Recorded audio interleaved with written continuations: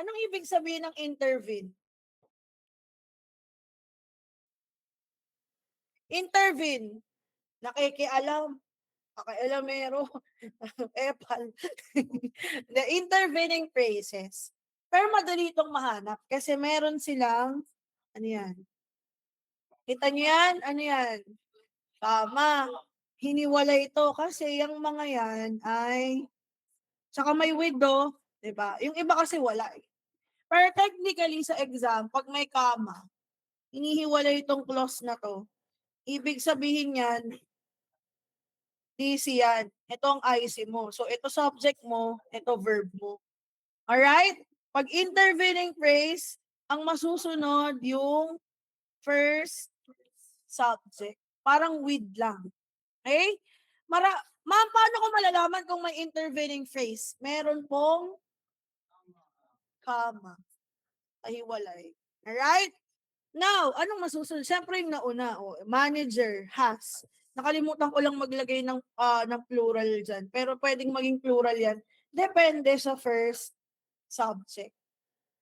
Malinaw po ba?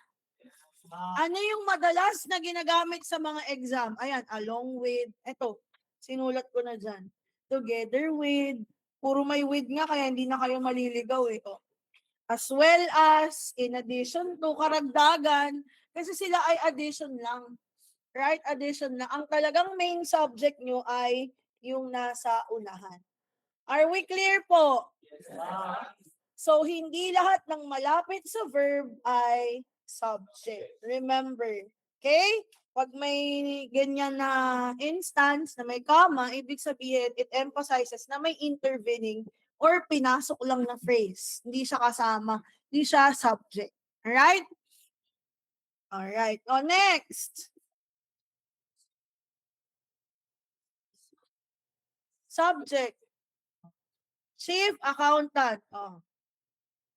What's your verb? Is. Very good. Yan.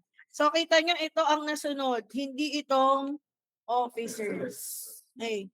Meron pa ba natira? Sige.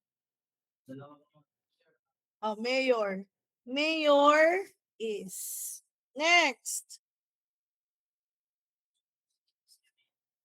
University or university president? Tignan nyo mabuti ha, president. What's your verb? Singular, plural. President. Isa o marami? President. Singular. President. Singular. Ano yung verb mo? B. Okay. Alright. Wala nang natira. Everyone has participated already. Lahat.